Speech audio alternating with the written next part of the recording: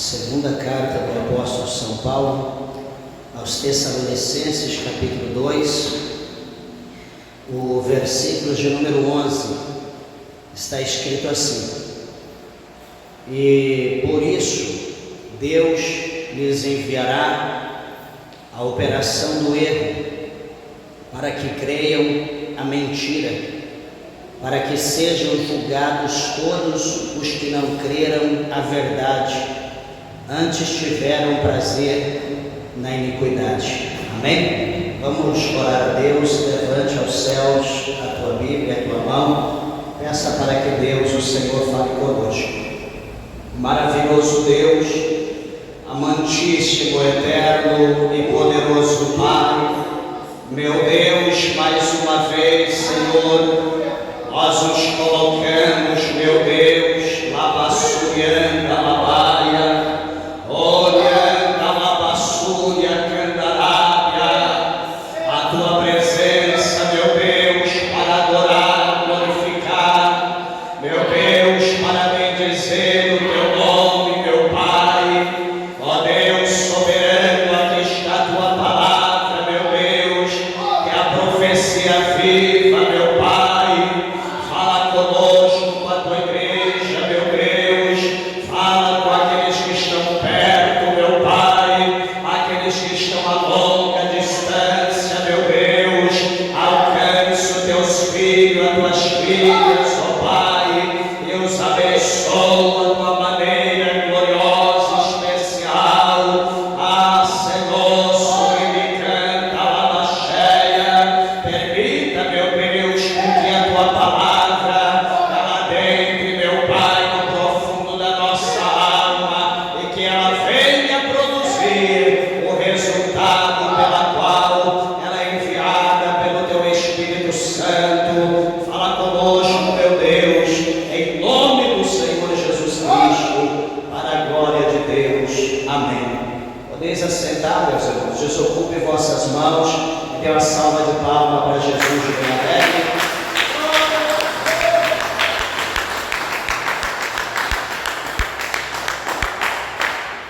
Graças a Deus, bênção.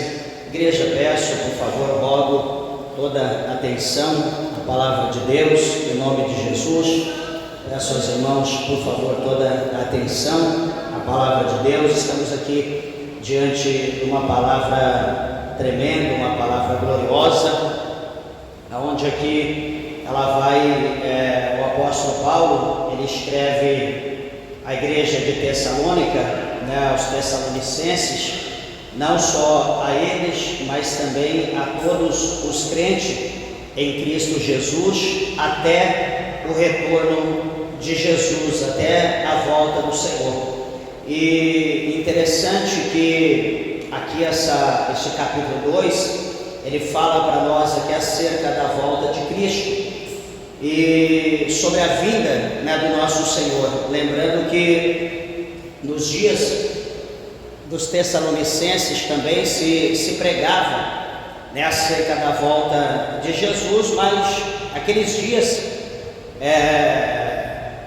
que Paulo ele escreve aos Tessalonicenses, havia pouco tempo que o Senhor Jesus ele tinha ascendido ao céu, e Jesus havia dado ali, deixado para os irmãos, que haveria alguns sinais, haveria algumas manifestações, alguns acontecimentos que precederia assim então a sua volta. E como Jesus ele havia dito, houve alguns acontecimentos, até mesmo alguns cumprimentos de algumas situações, que aquilo fora tido como sinal acerca da volta de Cristo, que Jesus estava voltando.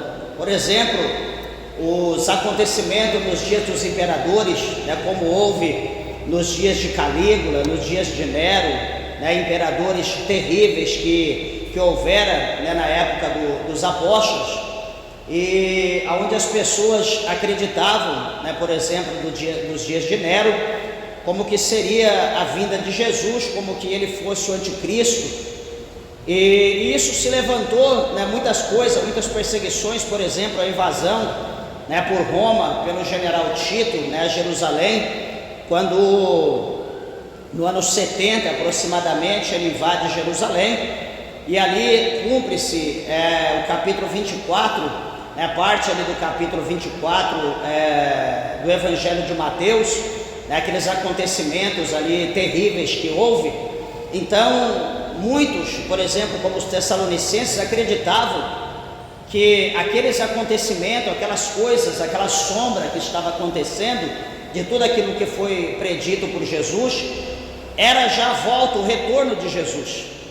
E Paulo, ele vai escrever, né, porque as pessoas estavam todas preocupadas, né, na iminência do retorno de Jesus novamente. Paulo, então, ele vai escrever e dizer para a igreja de Tessalônica, não só para ela, mas para nós também nos nossos dias de hoje, como também para os irmãos, né, ali nos dias da Segunda Guerra Mundial, por exemplo, ali quando se levantou, né, aquele homem terrível, né, conhecido como Hitler, né, que se levanta ali pelo governo da Alemanha, e que mata ali milhares de judeus, né, que tem um plano ali de acabar com todo mundo, deixar somente uma raça ariana, uma raça branca, e enfim. Então também naquela época foi profetizado, muitos diziam que aquele homem, né, ele seria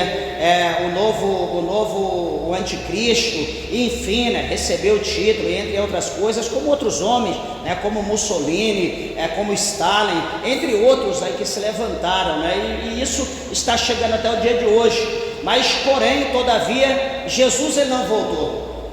Então é interessante que a palavra de Deus, né, eu sempre gosto de dizer para os irmãos que a palavra de Deus, ela é um todo, né? A palavra de Deus, ela não é baseada apenas numa única palavra, ela não é baseada apenas num versículo ou apenas num texto, mas a palavra de Deus, ela é baseada num todo. As coisas todas as coisas, elas contribuem, né? Elas fecham ali, elas estão ligadas para cumprir a palavra de Deus. Então não adianta, está tudo acontecendo, mas se não tiver uma veia ligada, se não tiver um elo ligado, não vai cumprir, por mais que 99 esteja, só falta um. Então só falta um, então para que aconteça aquele precisa estar ligado.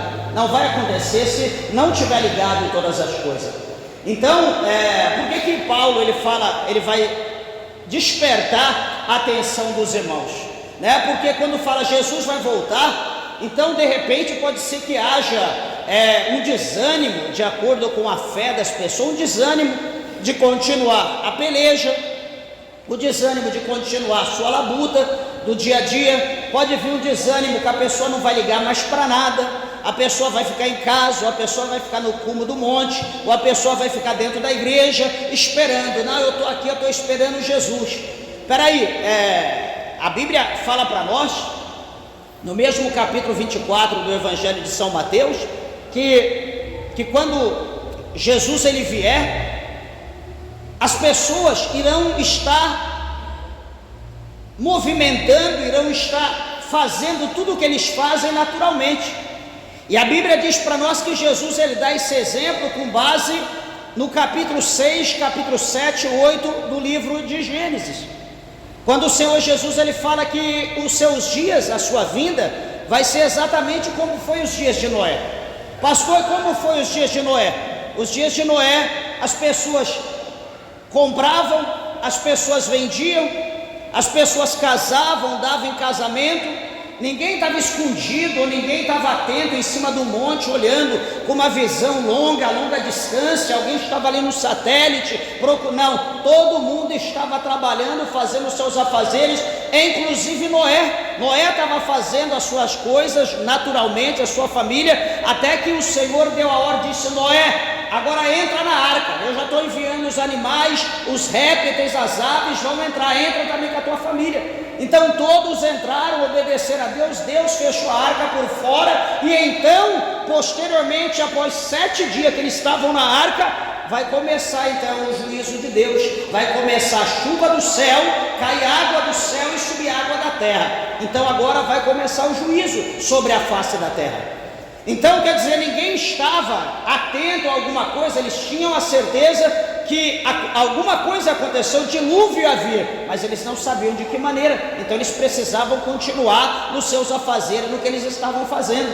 Paulo aqui, ele vai dizer aos irmãos de Tessalônica, por exemplo, no verso de número 1, ele vai dizer assim: olha, irmãos, rogamos pela vinda do nosso Senhor Jesus Cristo e pela nossa união com Ele. Então, duas coisas: nós rogamos, nós imploramos pela vinda do Senhor, e nós almejamos estar reunidos, nós queremos essa comunhão, e queremos que Ele venha, queremos estar com Ele. É o desejo do apóstolo Paulo, é o desejo da igreja de Tessalônica. Só que o apóstolo Paulo, ele vai falar para os irmãos, presta bem atenção que é interessante o versículo de número 2, porque, meus irmãos, olha, veja bem que algum tipo de sinal, algum tipo de acontecimento, que nem agora, por exemplo, agora esse final de ano, para o início desse ano, algo mexeu com o mundo.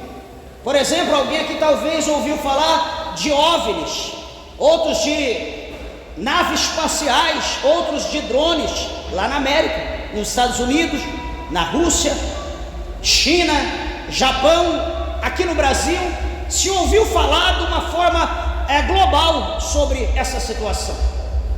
Então o que vai acontecer? Alguém vai dizer que é Jesus que está voltando, algum pode olhar e falar: não, isso é um sinal de Cristo. Deixa eu dizer outra coisa para você, daqui a pouco, sei lá, talvez até final de ano ou ano que vem, vocês vão começar a ver, não além desses OVNIs, a humanidade vai começar a ver imagem do céu, vai começar a ver imagem de Cristo no alto, vão começar a ver imagem de Aparecida, vão começar a ver imagem de Buda, de Mahoma ou Maomé, vão começar, cada pessoa na sua fé, na sua religião, vai começar a ver o seu Deus, o Deus que ele serve.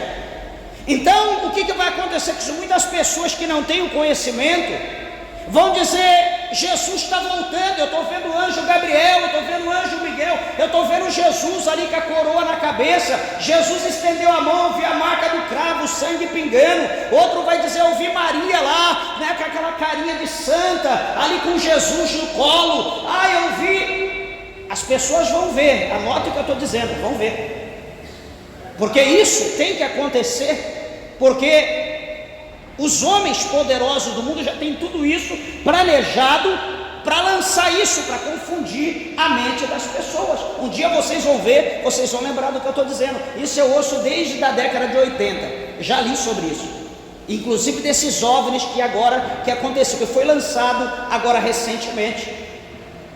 E veja, amados e queridos irmãos, que essas coisas, esse acontecimento muda a nossa expectativa acerca de Cristo, muda a nossa expectativa acerca da vinda, ou até acerca da nossa comunhão, da nossa reunião com Ele.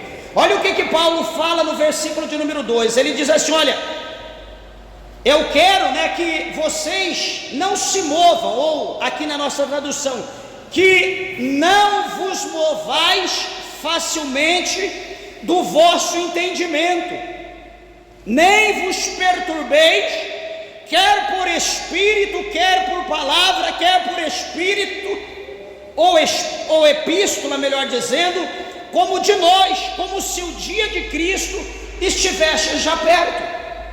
Então o apóstolo Paulo aqui, em 2 Tessalonicenses 2, verso 2, ele está citando aqui alguns acontecimentos, algumas coisas que na época ele não tinha o conhecimento da ciência como hoje, que a ciência tem se multiplicado, como o 12 de Daniel tem falado, que a ciência é se multiplicar de uma forma estrondosa, e tem se multiplicado e vai se multiplicar ainda. E aqui Paulo então ele está dizendo: olha, eu não quero que vocês se movam facilmente do vosso entendimento. Quer dizer, ele está dizendo assim como ele falou para Timóteo: olha, vocês permaneçam naquilo que vocês aprenderam. Ele está dizendo que o nosso entendimento, que o nosso conhecimento acerca das coisas de Cristo, aquilo que nós entendemos, que nós conhecemos pela Sagrada Escritura, por aquilo que nos é ensinado, por aquilo que é dado pelo Espírito de Deus, que nós não venhamos nos mover, independente dos acontecimentos, das coisas que aconteçam, que nós permanecemos firme, caminhando firme no caminho, não olhando para a direita, não olhando para a esquerda, tampouco olhando para trás, mas Ele quer que nós prossigamos olhando para o alto, para Jesus, consumador da nossa fé, o autor e o consumador da nossa fé. Labassoria candarábia suribicanda labracheia. Vocês não devem mover o vosso entendimento. E ele diz: nem vos perturbeis. Ai, eu não consigo dormir, eu estou perturbado. Então, não move o entendimento. Vocês não devem se perturbar. Pastor, mas e se eu receber tal coisa? E se eu ouvir tal coisa? Meus irmãos, ele está dizendo aqui para nós que nós não devemos nos perturbar. E é interessante que ele relata que quer pelo Espírito, quer por palavra, quer por epístola, ou como dele mesmo, como se o dia de Cristo já estivesse perto. Quer dizer, se houver um Espírito que te pronuncie, que te fale alguma coisa acerca da vinda de Cristo, o que ele diz? Não mova o vosso entendimento e não vos perturbeis, fique em paz, seja por Espírito. É o Espírito que manifestou, o Espírito está falando, o Espírito está dizendo: continue tranquilo, não se mova, não se mova, não se perturbe, fique em paz. Pastor, mas tudo bem, então não é por Espírito, é por palavra. Alguém usou uma palavra, alguém procurou aqui um estudo exegético, uma exposição aqui, alguém que é mestre em escatologia, alguém que é mestre na hermenêutica, na homilética, e mostrou aqui, provou. Ele está dizendo, quer seja por Espírito, quer seja por palavra. Ele está dizendo para nós não se mover. O que é de Deus está escrito aqui. Não existe outra palavra. A palavra é uma só, não tem outra. E ele continua dizendo: ou quer por epístola, por alguma escritura, Novo Testamento, por alguma carta, alguma coisa que foi dita, ou alguém que escreveu alguma coisa, ou pela epístola, ou ele está dizendo, ou por nós mesmos. Olha o que ele fala aqui em Gálatas, no capítulo de número 1. Ele diz que se porventura descer um anjo do céu e anunciar outro evangelho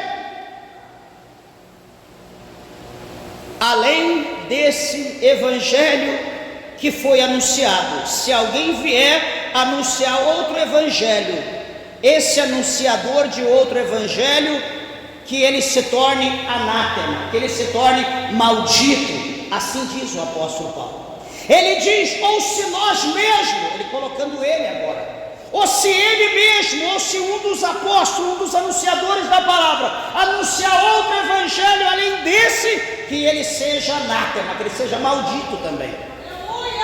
Então, meus irmãos, a palavra de Deus, ela é uma só, não tem outra veia, não tem outro caminho, não tem outro evangelho, é isso aqui.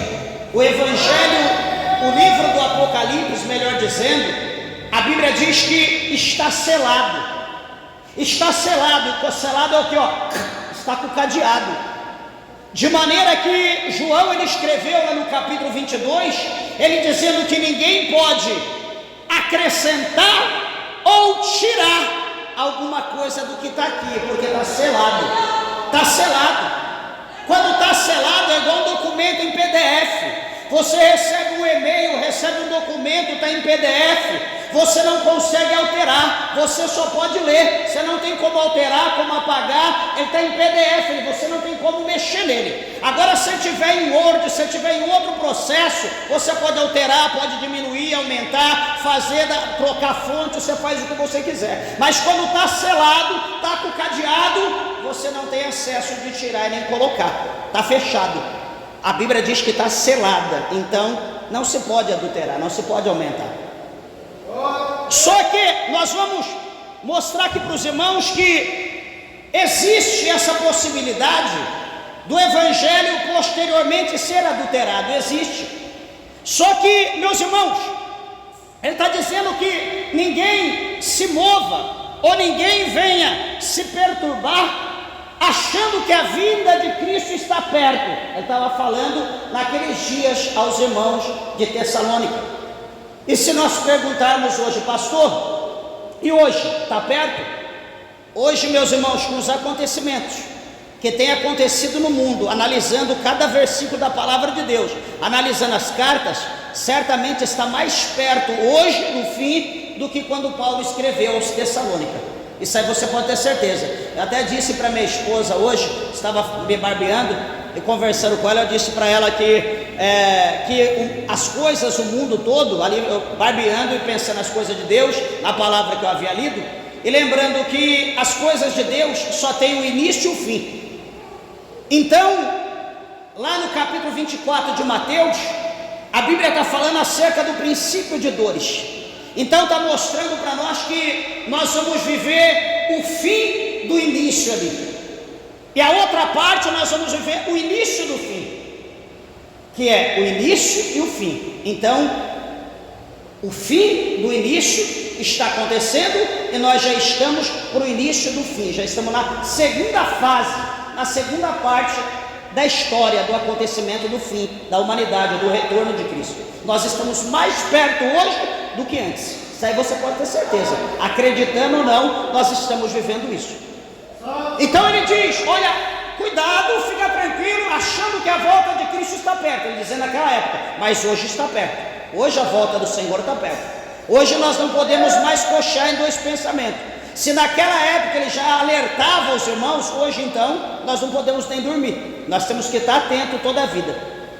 O versículo de número 3, ele diz assim para nós: ninguém, de maneira alguma, vos engane. Ele está dizendo ninguém, tanto lá fora, no mundo, quanto dentro da igreja. Ele está dizendo ninguém vos engane, seja a pessoa no âmbito do conhecimento das coisas da terra, ou no conhecimento das coisas espirituais. Ele está dizendo, ninguém vos engane. Ele está chamando a atenção para que nós não venhamos ser enganados por nenhum tipo de profecia, por nenhum tipo de pregação, por nenhum tipo de mentira.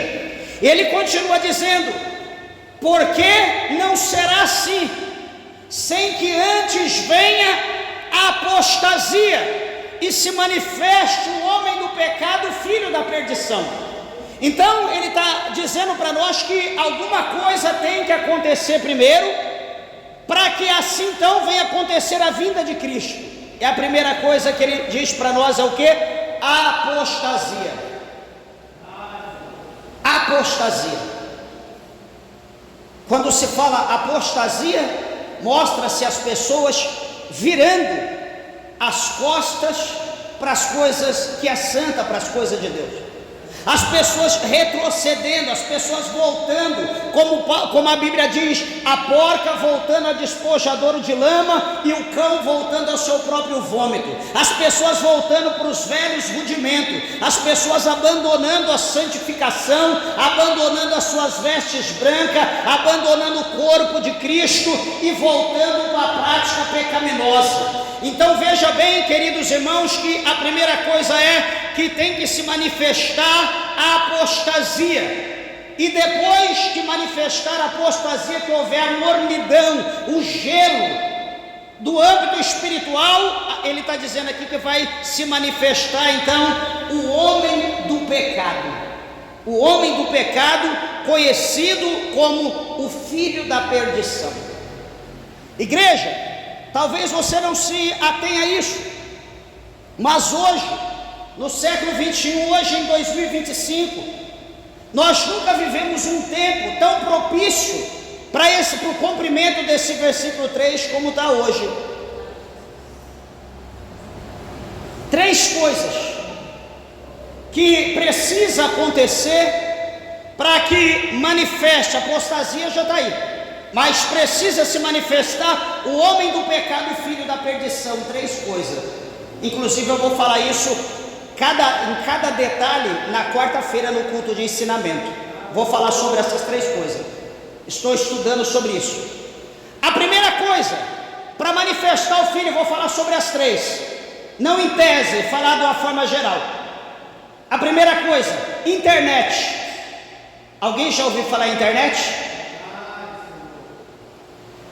Ninguém vive hoje sem internet.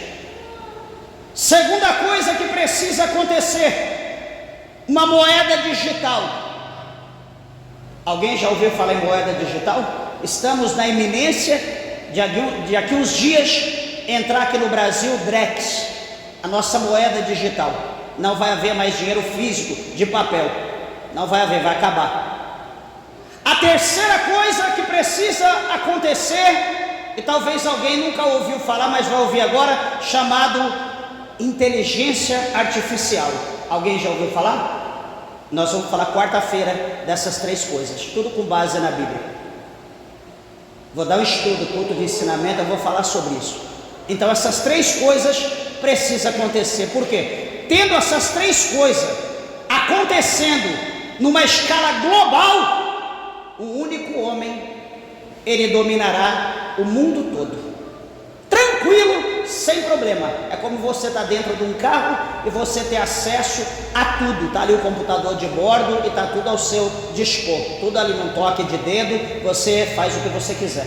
Assim será quando se manifestar o filho da perdição, quando se manifestar o anticristo. E isso está muito perto, está pertinho. O mundo todo, está todo mundo trabalhando ansiosamente para acontecer essas 3 coisas. Creia você ou não, se você é inteligente, pesquise e você vai ver o que eu estou dizendo. Versículo de número 4. Esse filho da perdição, esse homem do pecado, ele vai ter um opositor. Ele vai se opor a alguém, não vai se levantar e vai dizer: ó, está todo mundo do meu lado, todo mundo tem sua liberdade, todo mundo faz o que quer. Não é assim não.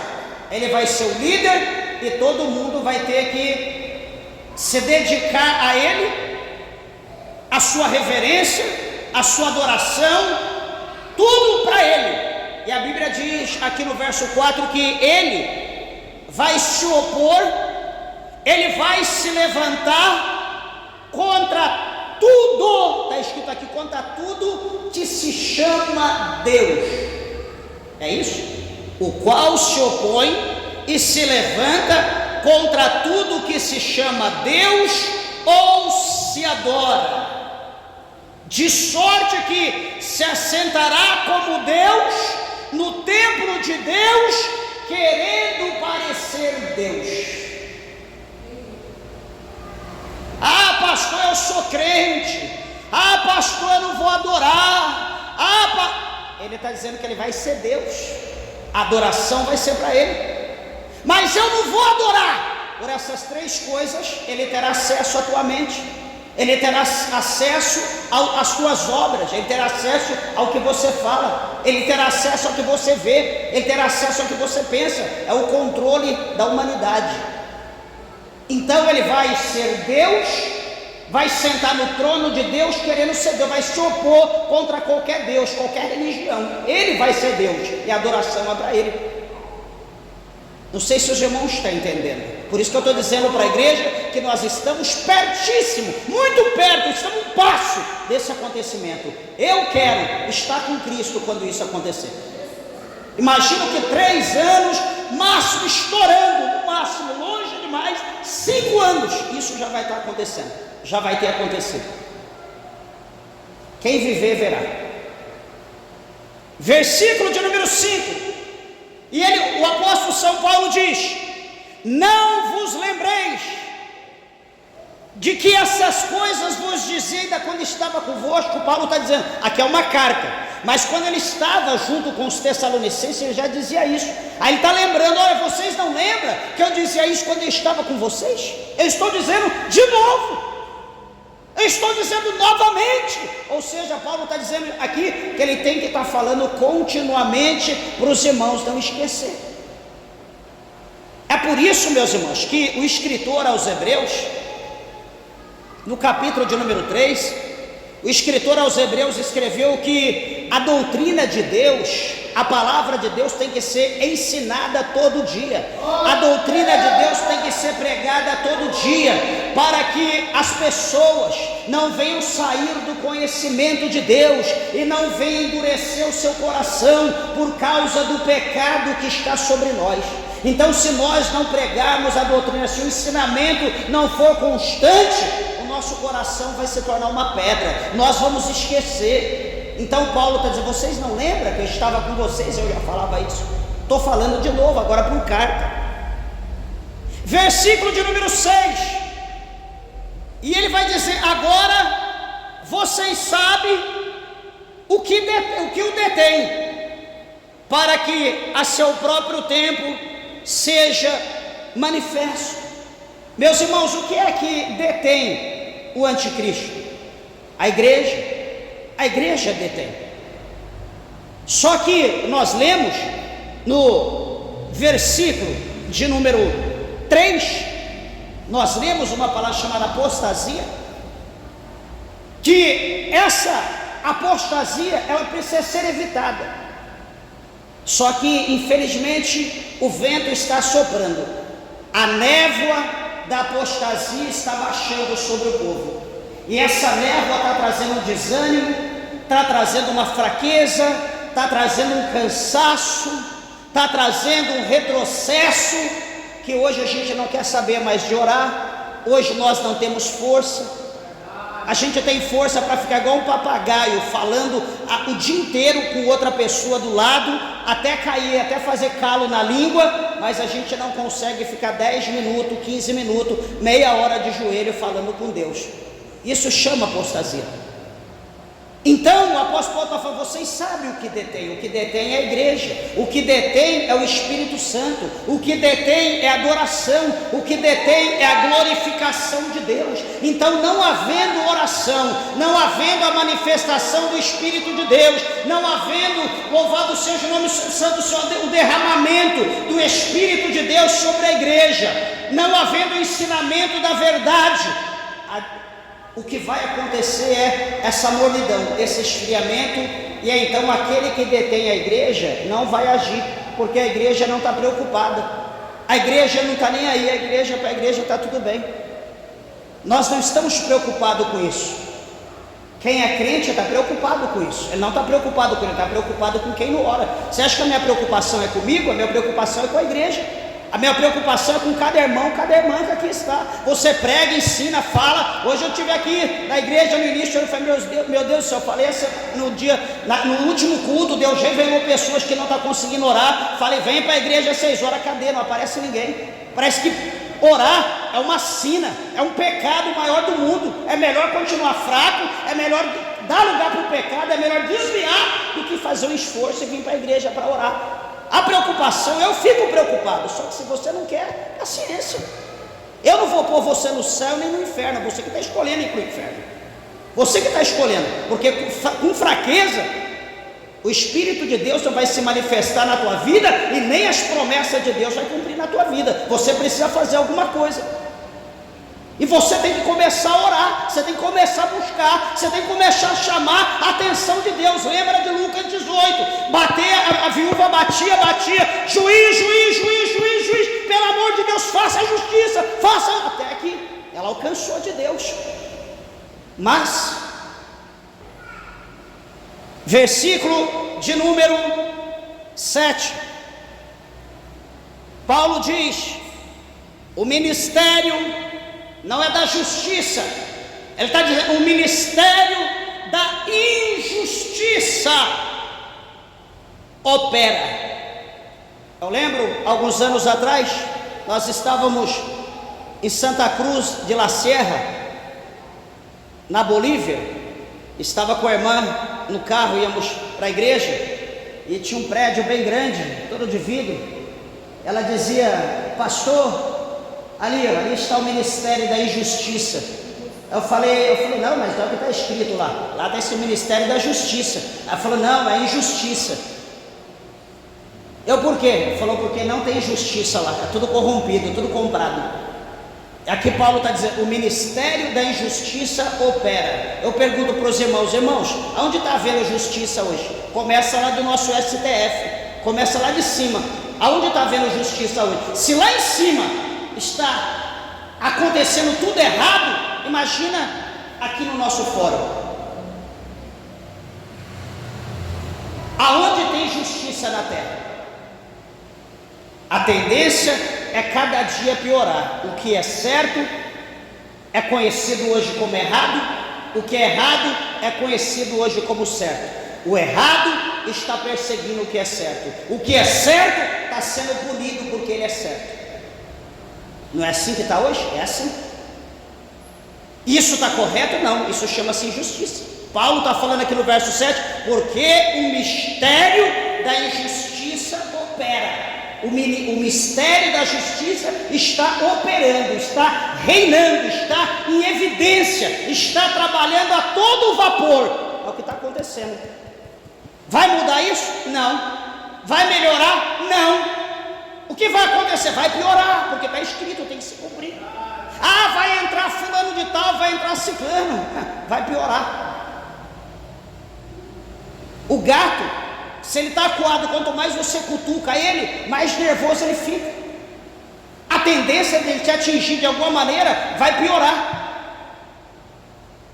Ele está acuado, então ele quer dar um jeito. E quanto mais você acua, quanto mais você tenta cutucar, alguma coisa vai acontecer. Pela unha, pelo dente, pela cauda, pela orelha, pela cabeça, de alguma maneira ele vai agir. O mistério da injustiça opera. E ele diz: somente há um que agora o retém, até que seja retirado. Lembra que eu falei do verso 3? Chama o que? Apostasia. Se nós não demos lugar ao Espírito Santo, se nós não buscarmos a Deus, se nós não damos lugar em língua, em mistérios, dons do Espírito Santo, se nós não fazermos o que Jesus ele manda nós fazermos, meus irmãos, isso aqui cada dia vai acontecer mais rápido. A nossa perseverança, a nossa adoração retarda, não que vai impedir, vai retardar, vai alongar mais. Mas quanto mais a igreja esfria, quanto mais a igreja deixa de buscar, mais a sombra do mal vai oprimir, vai chegar, vai agir. Versículo 8 ele diz: e então será revelado o iníquo. O iníquo, a quem o Senhor desfará pelo assopro da sua boca e aniquilará pelo esplendor da sua vinda. Aqui essa palavra escatológica está dizendo que o iníquo ele será revelado, que é o homem da perdição, o homem do engano.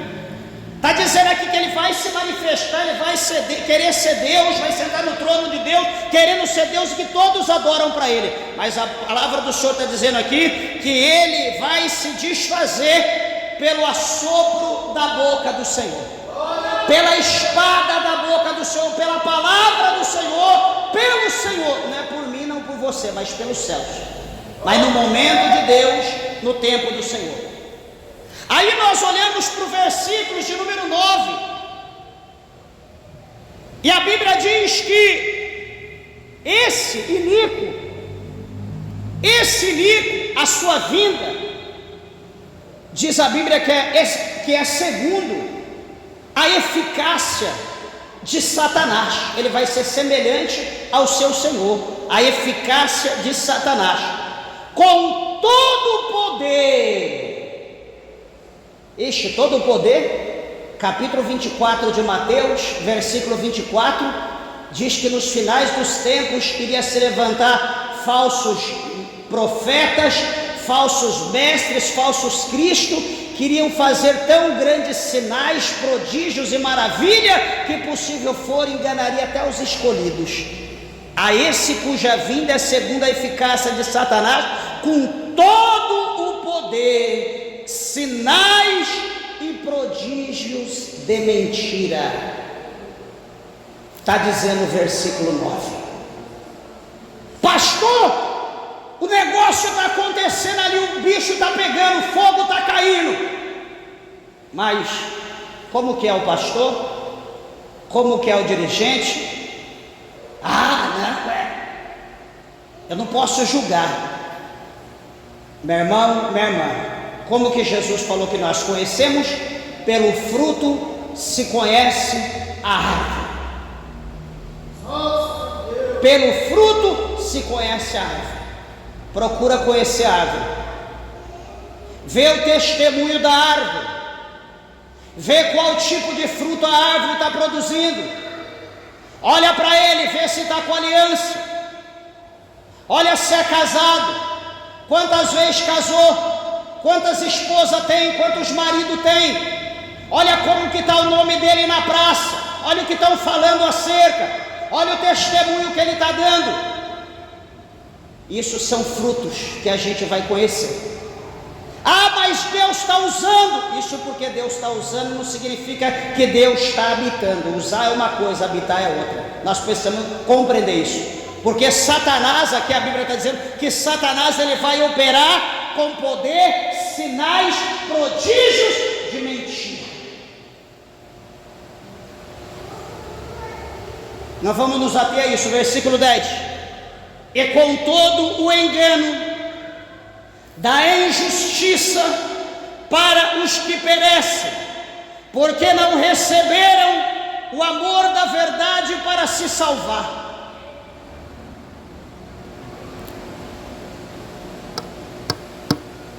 Alguém quer aceitar Jesus hoje?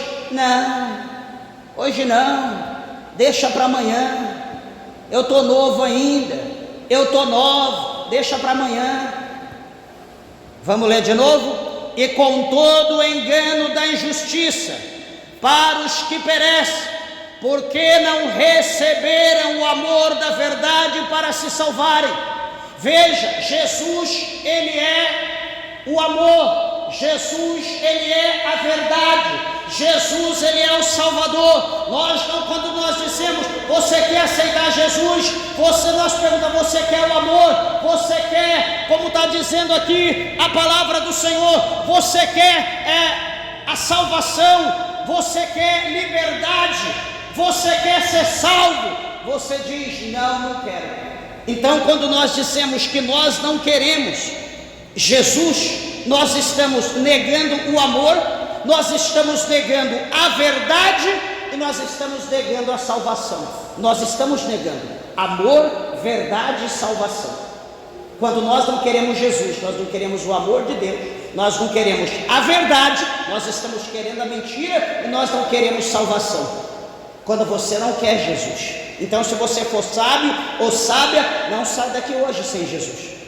O versículo 11 que nós lemos diz: porque rejeitaram o amor, a verdade e a salvação, porque rejeitaram, o versículo 11 diz: e por isso Deus enviará a operação do erro, para que creiam na mentira. E agora? Então você não quer? Você rejeitou? Então a Bíblia está dizendo que Deus, o Senhor, ele enviará, está dizendo no futuro, está dizendo no final, o Senhor vai enviar, ele enviará a operação do erro, para que creiam na mentira. E hoje, amados, a gente falando a verdade, a gente está como um esquisito, como um estranho no ninho. As pessoas não querem ouvir a verdade, as pessoas só querem ouvir mentira, as pessoas só querem ouvir anedota, as pessoas só querem ouvir falar de milagre, as pessoas só querem ouvir falar de cura, só querem ouvir falar de fé, só querem ouvir falar de prosperidade, de dinheiro. Ninguém quer ouvir uma palavra do jeito que ela é. A gente só quer ouvir coisa de bênção. Por quê? Porque tudo nos ofende. Por quê? Porque nós estamos machucados, porque nós estamos sujos pelos nossos pecados. E quando se fala a verdade cutuca, a verdade toca na nossa ferida, toca no nosso pecado e machuca. A gente se sente ofendido. Então o pregador, aquele que prega, ele é apedrejado. Ele é muito duro, ele só sabe falar, só sabe me ofender. Não é assim não. Nós temos que pedir para Jesus nos limpar, para Ele nos moldar, para Ele nos forjar na sua palavra, para nós sermos como Ele, por intermédio do conhecimento da verdade. Então nós não queremos amor, nós não queremos verdade e salvação. A operação do erro, da mentira, vai ser enviada, Jesus vai enviar. Mas por que Jesus vai enviar? Porque, meus irmãos, nós precisamos entender que toda ação, ela tem uma reação. Você não é obrigado a servir a Jesus, você não é obrigado a servir a Deus, mas a tua escolha vai ter uma reação. A tua escolha terá uma reação. A opção que você optar vai ter uma consequência. Se você optar por Jesus, essa opção sua te levará para o céu, mas vai exigir uma renúncia. Você terá que renunciar ao mundo. Você não quer Jesus, tudo bem, você vai optar o mundo, só que o mundo não vai pedir para você renunciar, porque você está de acordo com a vontade do mundo. Só que essa opção sua vai trazer uma cobrança para a tua vida, vai trazer uma sentença. Essa sentença chama-se inferno. Então, por não querer o amor, por não querer a verdade e não querer, como ele diz aqui, a salvação, a operação do erro, da mentira vai vir. E o que vai acontecer com todos esses que aderirem à operação do erro, da mentira? O que vai acontecer? Versículo 12, eu encerro. Para que sejam julgados todos os que não creram a verdade, antes tiveram prazer na iniquidade. Vocês viram como que é a situação? Como eu falei, você não é obrigado a aceitar, você não é obrigado a guardar a palavra de Deus, a ser um crente, só que a tua opção vai te levar você diante do tribunal. E diante do tribunal, você vai ter que dar conta das suas obras. E se você não tiver Jesus, você vai ser julgado, porque não haverá um advogado que te justifique diante de Deus. Jesus não vai te justificar. Jesus, ele vai justificar, ele é advogado daquele que aceita ele como advogado. Jesus, eu sou cliente, eu quero que o Senhor seja o meu advogado, então segue as minhas regras, as minhas coordenadas. Jesus, ele estará diante de nós no tribunal, ele vai nos justificar. Mas você não quer Jesus, você não quer o advogado, então diante do juiz, quem vai te justificar? Quem vai julgar a tua causa? Quem vai estar ali para te defender? A Bíblia diz que o diabo, ele é o acusador da humanidade, ele acusa o homem de dia e de noite, né? Como promotor. Você não terá um advogado, você terá um promotor que vai te acusar, vai falar, realmente, ele fez isso, fez aquilo, fez isso, fez aquilo, ele vai estar lá, te dedando o tempo inteiro diante de Deus. Não terá um advogado, o advogado vai ser para o crente, o justo advogado estará lá. E o acusador, ele não terá poder sobre você, porque você estará sendo protegido. Então, meus irmãos, nós estamos precisando de Jesus. O mundo nunca precisou de Jesus como nós estamos precisando hoje. Então abra o teu coração, porque o escritor aos Hebreus diz que o que há de vir, ele virá e ele não tardará. O Senhor Jesus, ele está às portas. Não há tempo da igreja de Deus cochear em dois pensamentos. Não há tempo de nós brincarmos de ser crente. Não há tempo da gente brincar com doutrina. Não há tempo da gente brincar com as pessoas, fazer teatrinho dentro da igreja. Não há tempo para essas bagunças que estão sendo feitas hoje na casa de... Ah, pastor, mas a casa de Deus é pertinho da minha casa, lá está assim. Minha irmã, meu irmão, escolhe outro. Não se contamina por causa de quem não quer nada com Deus. Não se vende. Não faça como Esaú, vendeu a primogenitura por causa de um prato de lentilha. Pelo amor de Deus, fala com Deus, Senhor, prepara alguma coisa, faça alguma coisa por mim, não deixa eu me contaminar, Senhor, me tira, faça alguma coisa, muda o meu caminho, prepara um novo lugar, faça algo pela minha vida. Mas não se venda, não se contamine, não se dê, não se entregue, pelo amor de Deus. porque naquele dia diante do Senhor, esse dia de hoje, o culto de hoje, vai estar diante de Deus. Você vai ter que dar conta. Você ouviu, por que você não quis? Por que você não aceitou? Você vai falar o que para Deus? O que você tem de mais importante? O que nós temos de maior prioridade, que é muito maior do que ter salvação, meus irmãos? Salvação é prioridade na nossa vida hoje. Nós estamos precisando de muita coisa nessa terra, mas salvação é essencial. A pessoa que não quer ser salvo está louco. Nós precisamos de Cristo, nós precisamos de Jesus. Então aceite, igreja de Deus, aceite Jesus. Você ainda que não aceitou, aceite. Abra o teu coração, rasga o teu coração para Jesus, se entregue a Ele e viva a novidade de vida. Eu tenho certeza que as promessas do Senhor, todas se cumprirão uma a uma na tua vida, mais cedo ou mais tarde, para a glória de Deus, amém? Que Jesus, o Senhor, abençoe vossas vidas. As palmas bem alegre, exalta o nome do Senhor, bem alegre para Jesus. Graças a Deus.